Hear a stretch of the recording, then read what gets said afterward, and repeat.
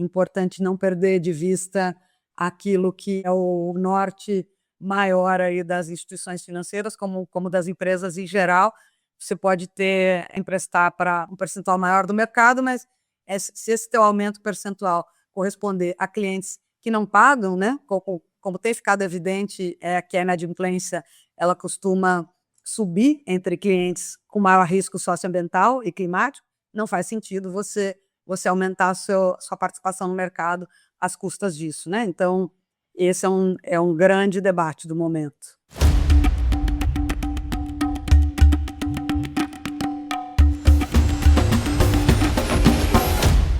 Olá, eu sou Nicolas Lípolis e esse é o Caminhos da Transição, o podcast do Centro de Energia, Finanças e Desenvolvimento, que promove diálogos com algumas das principais vozes da transição energética do Brasil e no mundo. No episódio de hoje, vamos falar sobre o futuro das finanças sustentáveis e como o sistema financeiro pode ajudar a viabilizar a transição climática. Olá, eu sou a Aline Scherer e já te convido para compartilhar esse episódio com quem você sabe que pode se interessar no assunto e também a se inscrever nos nossos canais. Estamos no Substack, Instagram e LinkedIn como CEFD e no YouTube como Caminhos da Transição. Eu tenho a satisfação de apresentar a nossa convidada desse episódio. Luciane Moessa é doutora em Direito pela Universidade Federal de Santa Catarina, com atuação destacada em regulação financeira e finanças sustentáveis. Sua pesquisa de pós-doutorado na USP abordou finanças e desenvolvimento sustentável. Ela foi procuradora do Banco Central do Brasil por cerca de uma década e, atualmente, é diretora executiva e técnica da Associação Soluções Inclusivas Sustentáveis, CIS, onde trabalha com temas como taxonomias verdes e regulação financeira com foco socioambiental e climático. Luciane, seja muito bem-vinda ao Caminhos da Transição.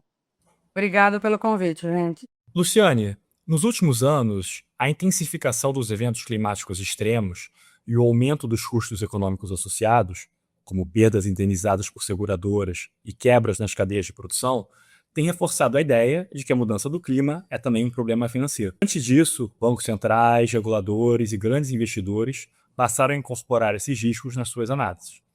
Nesse contexto, o conceito de finanças sustentáveis ganhou destaque. Mas na prática, do que estamos falando exatamente? E como esse campo evolui de uma lógica focada em gestão de riscos para uma abordagem que também busca direcionar capital para a transição energética? A agenda socioambiental e climática ela nasce no setor financeiro mais focada na gestão de riscos, e isso faz com que ela receba, claro, bastante atenção conforme a relevância financeira vai se tornando evidente. O setor de seguros é um excelente exemplo. Quando a gente fala de seguro rural no Brasil, por exemplo, a gente já pôde constatar que o valor das indenizações superou o valor dos prêmios recebidos em períodos recentes, né? Ou seja, o seguro, da forma como está estruturado, já deu prejuízo e a demanda por seguro agrícola só tende a aumentar. Do ponto de vista do crédito e dos investimentos, existem alguns estudos também tentando medir a relevância financeira desses aspectos, mas ainda não tem recorte setorial como seria o ideal, né? Mas o que já está claro para reguladores do mundo todo é que existe um risco sistêmico. Então, eventualmente, o risco não vai sair de um setor ou seja, ser causado por um setor econômico e ser assumido por esse mesmo setor. Às vezes isso ocorre, como no caso do setor agrícola brasileiro, que é um grande vetor das mudanças climáticas e sofre diretamente os efeitos das mudanças climáticas, mas outras vezes não. E eu posso migrar o exemplo para o setor de energia, né? Tem estudos recentes mostrando que a falta de chuvas no Brasil, causada pelo setor agrícola, pelo desmatamento, já afetou o preço da energia elétrica, porque os níveis dos reservatórios têm caído sistematicamente nos últimos anos. Então, você tem aí um setor que é o vetor da mudança climática e outro setor sofrendo os efeitos dela, né? Então, o risco sistêmico já está bastante evidente E cada vez mais os reguladores estão se dando conta, né, felizmente, de que não é preciso ter uma dimensão exata do valor desse risco para procurar mitigá-lo, né, para deixar a economia mais alinhada aí ao desenvolvimento sustentável, buscar evitar que atividades econômicas estejam causando os danos climáticos e socioambientais e buscando se alinhar à nova economia que a gente precisa, que já está alinhada à adaptação às mudanças climáticas e provocando a transição necessária, né? Reduzindo as emissões de gás de efeito estufa e também, de preferência, não só reduzindo as emissões, mas preservando as fontes naturais de captura de gás de efeito estufa, o que muitas vezes é esquecido quando se fala somente em redução de emissões. Quando se foca na mitigação, a gente vê muito esse discurso simplista de focar somente na redução de emissões, quando o que, na verdade, mais importa é o saldo final, né? É o balanço de gases de efeito estufa na atmosfera. A gente precisa garantir que esse saldo final, emissões menos captura, ele se reduza. Então, existe uma clareza de que é preciso agir nessa matéria e, para haver uma mudança mais sistêmica, não dá para esperar somente a atuação do mercado. Existem atores do mercado pioneiros, sim, já adotando muitas ações, independente da atuação regulatória, tanto no setor bancário quanto no de seguros. A gente tem exemplos maravilhosos de seguros de ativos naturais, por exemplo, que fazem sequestro de gás de efeito estufa e também mitigam os eventos climáticos extremos em alguns locais do mundo, mas isso são iniciativas ainda minoritárias. Para a gente tornar essa agenda mainstream, efetivamente a gente precisa da atuação regulatória. Quais são as componentes, assim, quais são as principais áreas de políticas públicas e políticas financeiras em que se aplicam as finanças sustentáveis? Sim, quando a gente fala de regulação financeira, a gente tem vários âmbitos, né? A gente tem o mais conhecido, que é o setor bancário e mais utilizado, tanto pelas empresas quanto pelas pessoas físicas, em que a operação, apesar do setor bancário prestar vários outros serviços, nessa nossa agenda aqui o que interessa é, sobretudo, a concessão de crédito, né? Muitas empresas, a grande maioria das empresas, depende, em maior ou menor medida, de crédito para operar. Então, o crédito bancário ele abrange pequenas, médias e grandes empresas, né?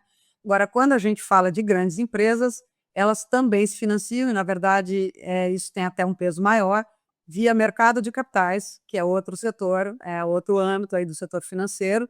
Elas captam recursos, então, via mercado de capitais, é um recurso mais barato para elas, então vale a pena elas usarem mais esse mercado do que só captarem, só se financiarem via crédito, né? E a gente está falando também de seguros, e é um grande mitigador de risco. Empreender é correr riscos, obviamente, e o risco climático e socioambiental é mais um dos riscos que o setor de seguros se dispõe, né, a cobrir, mas, além disso, ao decidir cobrir riscos em geral das empresas, o setor de seguros pode e deve considerar fatores socioambientais e climáticos que podem afetar a rentabilidade mesmo das empresas, como tem ficado cada vez mais claro. E, para completar, quando a gente fala de mercado de capitais, falei do lado das empresas que captam, mas, claro, você tem que ter o lado do investidor que fornece esse capital. E do lado do investidor, a gente tem tanto o investidor de varejo, pessoa física, que investe suas economias no mercado de capitais, quanto os investidores institucionais. E aí a gente tem como grandes players tanto as seguradoras, que investem o valor dos prêmios no mercado de capitais, quanto as entidades de previdência, fechadas e abertas, né? As fechadas são conhecidas como fundos de pensão, entidade de previdência complementar, e as abertas são aquelas a qual qualquer pessoa pode aderir, né? Qualquer pessoa pode adquirir um fundo um plano de previdência complementar aberto. E essas são as fontes todas de capital, intermediadas muitas vezes pelas gestoras de ativos ou asset managers, que também fazem aí a ponte entre as empresas e os investidores de varejo ou os investidores institucionais, criando fundos de investimento, que é o veículo mais usado no mercado de capitais.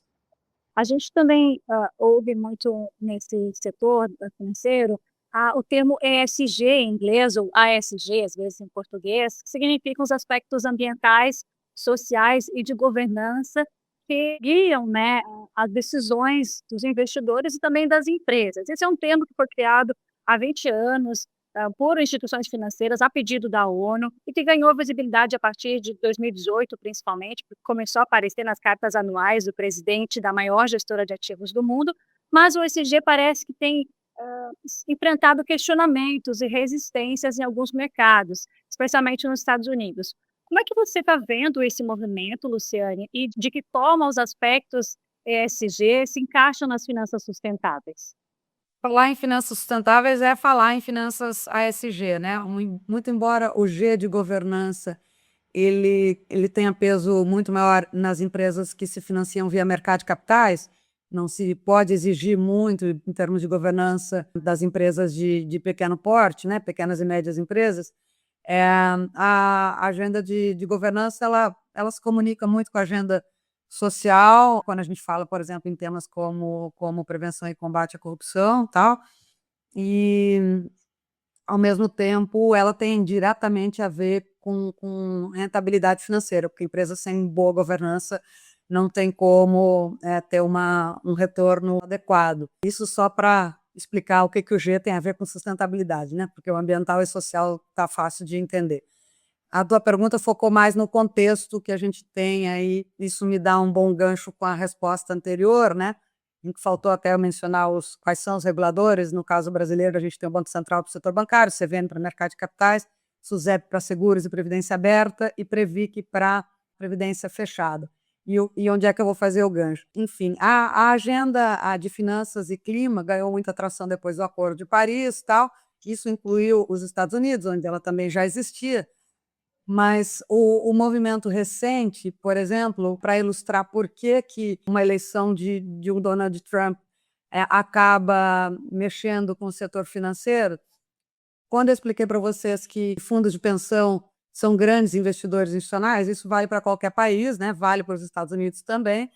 E lá, por exemplo, você tem grandes fundos de pensão estaduais e muitos dos estados americanos têm governadores republicanos, uma visão climática e socioambiental alinhada à do atual presidente.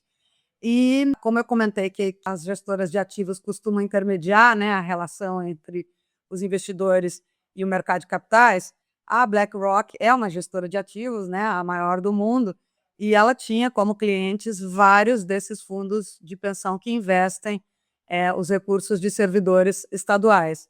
E quando ela começou a se posicionar de uma maneira mais ativa nessa agenda ASG e o presidente Trump foi eleito, os governadores republicanos também resolveram se posicionar de uma maneira mais ativa em sentido contrário, e eles têm o poder de escolher, de influenciar na decisão de quais são as gestoras contratadas por esses fundos de pensão. E, basicamente, os fundos de pensão estaduais simplesmente rescindiram o contrato com a BlackRock pelo fato de ela ter adotado esse posicionamento. A gente está falando de volumes de ativos bastante robustos, né? E isso fez a BlackRock dar passos atrás para não perder esses clientes. Basicamente, isso aconteceu e esse é o exemplo mais significativo, mas há outros, né? De alguma maneira, bancos também, porque bancos também são compradores de títulos públicos, né? Então, o setor financeiro ele se relaciona com o poder público o tempo todo e, por isso, ele procura manter uma boa política com cada governo do momento. Ao mesmo tempo, o setor financeiro ele já tem compreendido a relevância da agenda climática e socioambiental. Então, o que está acontecendo, e que aconteceu aqui no Brasil também no governo Bolsonaro, é que possivelmente o setor financeiro está sendo menos vocal, né? Tá divulgando menos as suas iniciativas nessa matéria, mas ele não está deixando de adotar certas práticas que ele já vinha adotando, porque ele sabe que essas práticas são adequadas e está provado que elas são necessárias para a sua rentabilidade, porque, na verdade, eu sempre costumo dizer, né, mais importante do que market share é o lucro. Então, é importante ter o cliente? É importante, mas você não quer ter o cliente que te dá prejuízo, né? Então, eu acredito que esse backlash, esses passos atrás que o setor financeiro estadunidense está dando, eles não são tão significativos como parece quando a gente lê as notícias, tá?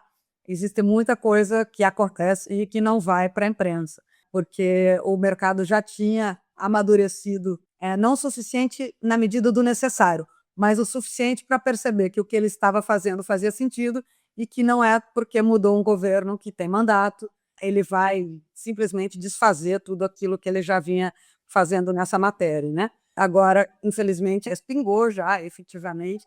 A União Europeia acabou também adiando algumas normas que já estavam aprovadas, paralisando algumas iniciativas na agenda de finanças sustentáveis também. E um dos motivos que tem sido alegados, inclusive tem uma consulta pública aberta nesse momento, nós vamos participar, é a questão da competitividade das instituições financeiras europeias em relação justamente às instituições dos Estados Unidos. E aí tem várias organizações da sociedade civil e think tanks acadêmicos também que estão contribuindo. Eu participo de uma rede que está debatendo a nossa participação nessa consulta pública, mas a nossa linha vai ser justamente de tratar dessa questão da lucratividade versus market share, né?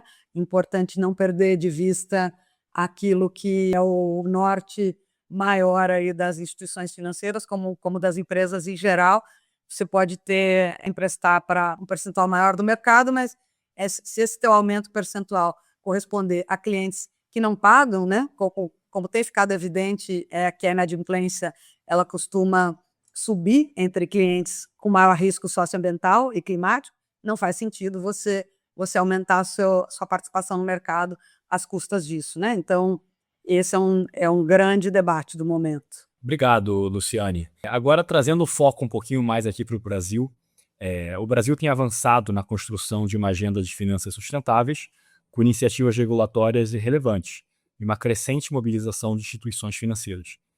Ao mesmo tempo, tem desafios estruturais, como a fragmentação entre reguladores, o peso ainda limitado do mercado de capitais e o impacto de juros elevados sobre investimentos de longo prazo. Como você avalia esse panorama hoje e onde o Brasil tem conseguido avançar de forma mais consistente e quais são os principais gargalos? Bom, não tem como não falar do agro aí, né, que é quase metade das nossas exportações, 25% do nosso PIB, e nessa agenda ele tem muita relevância. E mais de 70% das nossas emissões de gás de efeito estufa também. Então, dando exemplos do agronegócio, eu começo com um exemplo positivo e outro negativo do contexto brasileiro. O positivo é o quanto a regulação de crédito rural, que começou a tratar de questões ambientais em 2008 e questões sociais em 2010, ela é avançada comparada a qualquer outro país no mundo nessa matéria, né? Basicamente, são todas as operações de crédito rural no Brasil atualmente têm que ser avaliadas. Teve um período grande ali que as questões ambientais eram só no bioma Amazônia, mas isso deixou de ser assim desde 2023. Então, vale para o país todo, para todas as operações. As diligências mínimas a serem realizadas para avaliar o risco socioambiental e climático também estão muito claras na regulação, o que é muito importante, porque é evidente que o mercado financeiro tem aprendido, tem avançado nessa matéria, mas essa não é uma agenda tradicional para o setor financeiro. É preciso que o regulador seja o mais didático possível, dizendo o que minimamente se espera do setor financeiro, e aí, se ele quiser ir além, quiser avançar, ótimo. Mas a regulação do crédito rural ela faz isso, ela é muito clara em relação às diligências que têm que ser realizadas para evitar o financiamento de desmatamento ilegal. Agora, recentemente, foi a última grande alteração, ou financiamento em áreas que não poderiam produzir, não poderiam estar desenvolvendo atividades econômicas, porque estão numa unidade de conservação que não admite esse tipo de atividade, ou numa área indígena, ou uma área que foi embargada por um órgão ambiental, etc. Então, a regulação do crédito rural é um excelente exemplo. Por outro lado, ainda ficando nesse campo da cadeia do agronegócio, e aí é preciso dizer que inclusive, A proporção de participação do mercado de capitais hoje é maior do que a participação do crédito, tá? Hoje ela já está em 60% do financiamento da cadeia do agronegócio, enquanto que o crédito apenas 40%. E aí eu não estou falando só de crédito rural, estou falando de crédito para as empresas da cadeia também, que crédito rural é o crédito para o produtor rural. E quando a gente trata de regulação do mercado de capitais em matéria socioambiental e climática, o regulador ele tem se limitado, a CVM tem se limitado a regular a questão da transparência das empresas que captam nesse mercado. Ela, de uma maneira pioneira em nível global, merece aplauso, apesar do prazo ter sido longo que ela deu, mas já em 2023 ela exigiu que as empresas que captam recursos do mercado de capitais, de qualquer setor, não é só do agro, adotem o padrão IFRS S2 para riscos climáticos e S1 para riscos de sustentabilidade em geral, e isso vai valer a partir de 2027, ano base 2026. Isso é muito positivo, mas não é suficiente porque a gente tem vários outros veículos financeiros para a cadeia do agro. A gente tem o FIAGRO, a gente tem LCAs, CRAs, que podem ser acessados por produtores rurais mesmo, e hoje não existe norma que nem sequer exija um nível de uma gestão adequada dos riscos climáticos e socioambientais, e muito menos diga o que é que se entende por isso, quais são as diligências socioambientais e climáticas necessárias para esse universo. Então, hoje, na prática, é bem possível que um produtor rural envolvido com trabalho análogo ao escravo, que é uma proibição também que consta na regulação do crédito rural desde 2010, com desmatamento ilegal ou com desenvolvimento da atividade em áreas proibidas, ele não consiga ter acesso ao mercado de crédito, mas consiga ter acesso ao mercado de capitais para se financiar. Isso é perfeitamente possível. Não é que o mercado de capitais ainda não faça nada nessa matéria, mas hoje ele faz por conta própria, de uma maneira pontual, minoritária. O mercado de capitais tem menos expertise ainda do que o bancário nessa matéria, e o regulador não tem feito, na nossa avaliação, não tem feito a sua parte, né? Agora, você perguntou sobre a questão dos títulos, né? Da dívida pública, dos juros altos da dívida pública. Aí não tem como dourar a pílula, né? 75% dos ativos de fundos de pensão no Brasil estão investidos em títulos da dívida pública. A gente tem alguns fundos de pensão de porte médio para grande que só investem em títulos da dívida pública, por exemplo. Mas a gente tem aí o maior de todos, por exemplo, a Previ, do Banco do Brasil, dos funcionários do Banco do Brasil, é um dos que mais investe, tem uma proporção maior dos seus ativos investidos na economia real, e cada vez que os juros caem, essa proporção aumenta, né? A Previ já chegou, não é essa a proporção no momento, mas ela já chegou a investir metade da sua carteira na economia real. No geral, a agenda ESG ela combina com isso, né? Na medida em que só se investe em título da dívida pública, a agenda a ESG perde protagonismo, muito embora eu avalie, e outras pessoas eu sei que pensam da mesma forma, outros especialistas, que o governo brasileiro pudesse fazer algumas emissões de títulos sustentáveis para o mercado interno também, né? Justamente porque o mercado interno investe tanto em títulos públicos, mas ao mesmo tempo já tem um certo apetite ESG, não se compara com o mercado europeu, mas tem um certo apetite ESG, o governo poderia fazer algumas emissões para o mercado interno também de títulos públicos, para que essa agenda ESG pudesse realmente perpassar, essa lógica pudesse perpassar toda a carteira. Enfim, tem muito o que caminhar. Eu acho que já temos uma bagagem em todos os reguladores brasileiros. A CVM, eu falei da agenda de transparência, mas ela também é ativa na agenda de produtos financeiros de impacto positivo. Os 4 reguladores brasileiros já têm iniciativas importantes. O Brasil se destaca no cenário global nessa agenda de regulações financeiras ESG, certamente, mas ainda existem várias lacunas a serem preenchidas. Tudo que já foi feito é positivo.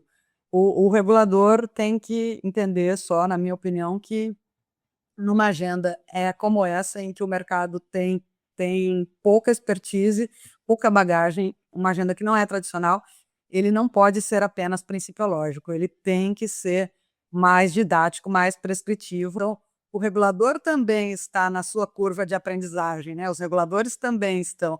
E aí, obviamente, eles só podem regular aquilo que eles se sentem confortáveis em saber que estão indo pelo caminho certo. Luciane, falando em avançar nessa agenda, as taxonomias financeiras sustentáveis têm sido tratadas em diferentes países como instrumentos centrais para orientar os fluxos de capital da transição. E o CFD recentemente organizou um webinário sobre o assunto, reunindo formadores de políticas públicas da África, América Latina e Europa. Ficou claro que, apesar dos avanços, há desafios importantes de desenho e de implementação. Como que você avalia o desenho da taxonomia sustentável brasileira e quais os aspectos estão mais avançados e onde ainda há espaço para melhorar? Do ponto de vista estrutural, eu acho que essa questão de separar objetivos climáticos, mitigação e adaptação, dos demais objetivos ambientais é um dos desafios que as taxonomias acabam enfrentando na prática, porque não existe essa separação no mundo real. Você tem atividades que beneficiam a biodiversidade e a mitigação e a adaptação às mudanças climáticas ao mesmo tempo. Então, colocar isso em caixinhas mais atrapalha do que ajuda. Mas a gente fez assim, então houve um enfoque em mitigação e adaptação às mudanças climáticas no primeiro momento. No segundo momento, virá agora a proteção e restauração da biodiversidade e uso sustentável do solo e economia circular. Do ponto de vista social, a taxonomia brasileira inovou já no primeiro momento em trazer o combate às desigualdades raciais, foi a primeira no mundo, parabéns ao Brasil por ter feito isso. Seguiu o bom exemplo do México de trazer uma contribuição para a redução das desigualdades de gênero também, o que é muito adequado e interessante, né? Nessa nova etapa vem aí a redução das desigualdades regionais, o que é algo extremamente necessário para um país continental como o Brasil. Então, muito bom. E em outras etapas devem vir outros objetivos sociais. O Brasil incluiu a agenda social de uma maneira muito abrangente, o que merece grandes elogios. A gente tem algumas pouquíssimas taxonomias, todas elas no Sudeste Asiático, que já trataram da classificação de atividades econômicas, olhando para a economia como um todo e classificando, então, de acordo com os sinais de trânsito, né? A taxonomia não é só verde, ela inclui também o lado vermelho e amarelo. Isso é muito importante quando a gente está falando de acelerar essa transição, porque, na minha visão, a grande parte dos recursos, eles virão justamente do lado vermelho, e é preciso, então, dar mais clareza de onde o vermelho está, quais são as atividades de impacto negativo que o setor financeiro deveria deixar de viabilizar, deixar de financiar. E aí, é desse lado que virá o verde, né? A gente não pode só contar com o crescimento da economia, que a economia não pode crescer infinitamente. Também, do ponto de vista ambiental, não há recursos naturais infinitos.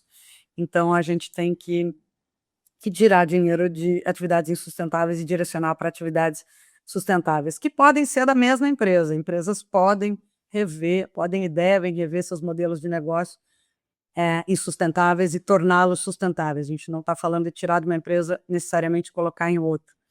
Então, isso é uma limitação que vale para todas as taxonomias que adotaram esse modelo Alice, né? Que eu diria o modelo Alice no País das Maravilhas, de só olhar para o lado positivo e fechar os olhos para o lado vermelho. O que a gente tem de muito interessante? Também a gente trouxe a questão das salvaguardas, de um jeito pioneiro, de um jeito mais ambicioso do que as demais taxonomias. E eu entendo que o Brasil merece elogios também nesse sentido, porque ao invés de mencionar apenas os princípios para a empresa de direitos humanos da ONU e as 8 principais convenções da OIT, a taxonomia brasileira exige também o cumprimento da legislação socioambiental brasileira para todas as empresas que tenham atividades enquadráveis na taxonomia. Então, isso significa que você não pode, mesmo que a empresa esteja buscando, o banco esteja financiando um projeto sustentável de uma empresa qualquer, se essa mesma empresa como um todo, no conjunto das suas atividades, não cumpre a legislação socioambiental brasileira minimamente, ela não pode se enquadrar na taxonomia. Isso é muito positivo, porque assim, não é preciso olhar para a empresa como um todo quanto ao seu desempenho socioambiental e climático. Na verdade, os projetos que se enquadram na taxonomia, eles vêm justamente para melhorar o desempenho da empresa, e você não precisa melhorar todas as unidades, todos os temas de uma vez só. Você pode ir por partes, mas ela tem que, no mínimo, cumprir a legislação. Então, ela não pode estar acessando recursos que são escassos para a transição se ela nem cumpre a legislação socioambiental. Isso é uma inovação da taxonomia brasileira bem positiva, né? Eu gosto de várias coisas na nossa taxonomia. A gente fez várias sugestões que foram aceitas, inclusive no setor de construção civil. A gente tem um enfoque social forte, por exemplo, não é só a eficiência energética e o uso de energias renováveis. Isso é uma agenda muito brasileira, né? Um país com muita desigualdade social, muito déficit habitacional, isso foi incluído, por exemplo. O setor de água e esgoto também, além da preocupação com a eficiência hídrica, já que a escassez hídrica é o principal risco climático físico no Brasil e na grande maioria dos países. Então, reduzir os vazamentos na rede de distribuição é uma preocupação, ampliar a rede pública de esgoto é uma preocupação, mas, ao mesmo tempo, universalizar água e esgoto para as populações periféricas também é. Então, a agenda social também entrou aí. É importante que ela tenha entrado. Biocombustíveis, que é uma agenda que o Brasil é forte, entrou fortemente. Geração de energia a partir do biogás, né, de fontes orgânicas, do lixo mesmo, do lodo de esgoto, isso tudo entrou, já se comunicando com a agenda de energia. Eu gosto muito dessa matriz energética, porque ela mata vários coelhos com uma cajadada, né? Ela é uma energia de baixo carbono que combate a poluição, contribui para a agenda de saúde pública. E ao combater a poluição hídrica, também contribui para mitigar o risco de escassez hídrica. Eu acho bom termos essa visão um pouco mais global da taxonomia, né? Nós no CFD estamos trabalhando ativamente nesse tema. Em breve teremos publicações sobre ele. Eu queria trazer um pouco essa discussão mais para olhar globalmente, né, para a questão das finanças sustentáveis no Brasil, acrescentando que, além da taxonomia, nos últimos anos o Ministério da Fazenda tem estruturado um conjunto de instrumentos públicos para atrair capital externo, incluindo o programa Ecoinvest, a plataforma Brasil de Investimentos e a emissão de títulos soberanos sustentáveis. Esse movimento dialoga com uma tendência global de uso de instrumentos públicos para reduzir riscos e mobilizar investimento privado na transição. Só que também há um debate recorrente sobre coordenação e efetividade dessas políticas. Na sua avaliação, esses instrumentos têm sido bem-sucedidos em mobilizar capital para a transição? E quais seriam hoje os principais desafios para que eles funcionem de forma mais integrada e com maior impacto? As emissões de títulos, sim, têm sido muito bem-sucedidas. Tem havido uma recepção excelente dos títulos soberanos sustentáveis brasileiros, no sentido de taxa de juros menor comparado a títulos tradicionais e uma demanda enorme e rápida, né? Toda vez que o Brasil coloca esses títulos no mercado internacional. Então, esse tem sido muito bem-sucedido. Acho que tem espaço para alinhar melhor esse instrumento à taxonomia sustentável brasileira. O Ecoinvest já está alinhado, acho que isso é muito positivo, haver esse alinhamento, favorece os atores de mercado, né, que eles possam se familiarizar com essas inovações aí em finanças sustentáveis. E penso que a tendência é de esse apetite continuar. Eu não acredito que essa falta de visão de alguns governantes aí de direita ou extrema-direita no mundo vai refrear esse apetite que o setor financeiro já tem há muitos anos por esses instrumentos. Eles serão vencidos pelos fatos, né? As mudanças climáticas já estão aí. Então, eu apostaria que quanto mais a gente conseguir estruturar esses instrumentos de uma maneira que o setor financeiro saiba que eles existam e segundo, que os compreenda, o sucesso maior será, né? Eu vejo com bastante otimismo essas iniciativas, acho que o governo, no geral, está no caminho certo nessa agenda. Luciane, antes você mencionou a iniciativa da Comissão de Valores Mobiliários, a CVM, que regula o mercado de capitais no Brasil, de adotar as normas S1 e S2 criadas pela IFRS Foundation para que as empresas reportem os riscos e oportunidades relacionados aos aspectos ESG e as mudanças climáticas que possam afetar o seu desempenho financeiro a curto, médio e longo prazo, né? Outros mercados, como no Reino Unido e a União Europeia, também caminham para essa maior harmonização regulatória, já que é importante haver essa padronização, né, para que os investidores possam fazer decisões mais bem embasadas, comparando de forma mais real. E você chegou a mencionar que vê essa adoção da CVM de forma positiva, só que tem alguns limites, né? Você enxerga que pode melhorar ainda para alguns setores. Gostaria de aprofundar um pouquinho mais essa questão, por gentileza. Bom, a CVM ela reproduziu, né, traduziu as normas e adotou aqui. O mercado de capitais é muito globalizado e ela caminhou nessa linha. Eu vejo lacunas, sim, nos padrões. A gente tem feito um mapeamento de vários padrões nessa matéria. Em primeiro lugar, porque a IFRS só pretendeu, com S2, aprofundar a agenda climática para começo de conversa, né?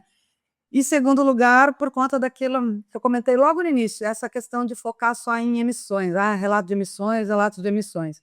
Não existe, no geral, a preocupação com os impactos das atividades econômicas nas fontes naturais de captura de emissão. É uma questão matemática. Se você reduz as emissões, mas você também reduz, na mesma medida, as fontes naturais de captura de emissão, esse esforço de redução de emissões não adiantou nada, não produz impacto prático nenhum, porque você precisa caminhar dos dois lados, reduzir a degradação que nós estamos promovendo como humanidade. As nossas atividades econômicas estão degradando as fontes naturais de captura de emissão. Os mangues, que capturam 4 vezes mais carbono do que florestas, os oceanos, que precisam ter um fitoplâncton saudável, não poluído, para poder capturar carbono, também captura muito carbono. Os pântanos, né, as wetlands, capturam muito carbono. Até a caatinga, saiu um estudo no brasileiro, o cerrado, pode parecer que quanto mais frondosa a vegetação, mais captura carbono. Não é assim. Caatinga, cerrado, captura muito carbono também. E a gente está degradando essas fontes naturais, sem contar, além da agenda de captura de carbono, mangues e corais, por exemplo, também reduzem em 50% o impacto dos eventos extremos climáticos na costa, né?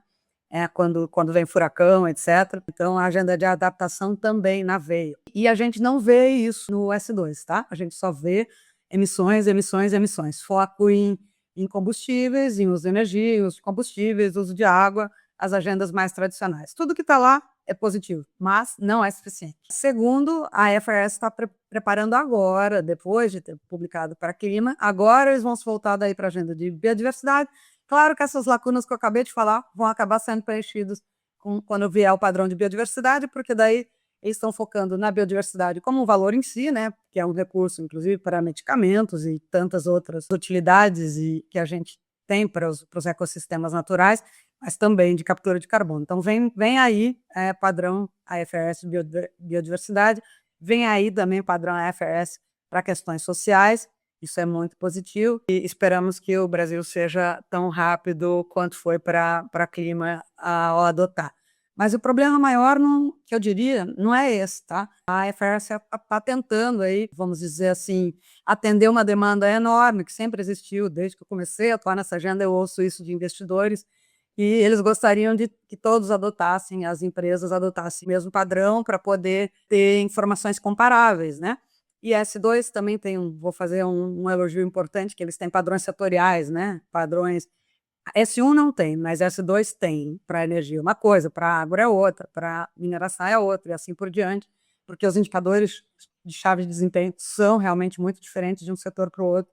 Agora, a ideia é boa, a proposta é boa, mas entre eles publicarem o padrão e as empresas efetivamente seguirem o padrão, entre ter a norma e a prática, né, e a gente ter auditorias que saibam efetivamente avaliar, e que não estão dispostas a colocar o nome delas para garantir a publicação do relatório, para fazer bonito para os investidores. Existe uma distância bem grande. Minimamente, o potencial investidor ele tem que saber quais as diligências, quais os riscos que existem naquele setor, mas não foram adotadas diligências. Isso está escrito hoje? Não está, claro que não está. Porque aí você tem transparência. Os riscos relevantes, climáticos relevantes são tais. São o risco de desmatamento ilegal, são o risco de que a atividade esteja sendo desenvolvida numa terra indígena, numa unidade de conservação, no território quilombola, numa terra grilada, floresta pública não destinada. Existe risco de que exista passivo ambiental e relativo ao Código Florestal. Existe risco relativo a trabalho escravo, o setor agrícola é um dos que tem mais trabalho análogo ao escravo no Brasil. Existe risco disso, daquele outro. Mas eu não fiz as diligências, tá? Mas, se você quiser, estou aqui para você investir. Alguém faz isso? Claro que não. Então, o leigo, o investidor, sabe que essas são as diligências que teriam que ser adotadas? Não sabe. A partir do momento que você não exige a divulgação de quais são as diligências necessárias, só divulgar as diligências feitas não é transparência. Em resumo, as intenções são boas, mas ainda há muito trabalho a ser feito, né, para aplicar. Obrigado, Luciane, pela sua participação e por ajudar a esclarecer um tema tão central para a transição climática. Fique à vontade para deixar uma mensagem final, especialmente sobre o que deveria estar no radar de quem pensa políticas públicas ou investimentos em finanças sustentáveis hoje. Legal. Bom, primeiro convite, como não poderia deixar de ser, para visitar o nosso site, cis.org.br. A gente trabalha para buscar suprir essas lacunas, né, para que esses gaps todos deixem de existir. Em duas frentes, as informações podem ir para a regulação ou podem ser adotadas espontaneamente pelo mercado. Então, a gente também fornece treinamentos online gratuitos para instituições financeiras, a gente produz mapeamento de indicadores-chave de desempenho setoriais. Eu diria que essa é a ferramenta mais importante do momento, que a gente já publicou para 7 setores e vem mais 9 setores ainda por aí. Também o nosso guia para gestão de riscos e oportunidades socioambientais e climáticas no setor financeiro brasileiro, que a gente lançou durante a COP30. Então, são os principais ferramentas, instrumentos que a gente indica para quem está interessado na matéria, para quem quer se atualizar sobre a atuação do poder financeiro, em que grau estamos ou não maduros nessa agenda. Convido para visitar o site do RASA, o nosso ranking da atuação socioambiental de instituições financeiras, rasa.org.br. Todo tipo de instituição financeira, bancos, seguradoras, entidades de previdência. Em breve, teremos gestoras de ativos independentes. Daqui até o final do ano teremos também. Maravilha. Muito obrigada, Luciane, por compartilhar seu conhecimento, sua visão, e obrigada a você que nos acompanha até agora. Para escutar ou assistir os demais episódios, acesse caminhosdatransição.com.br e para conhecer outras produções do Centro de Energia, Finanças e Desenvolvimento, acesse cfd.eco. Até mais!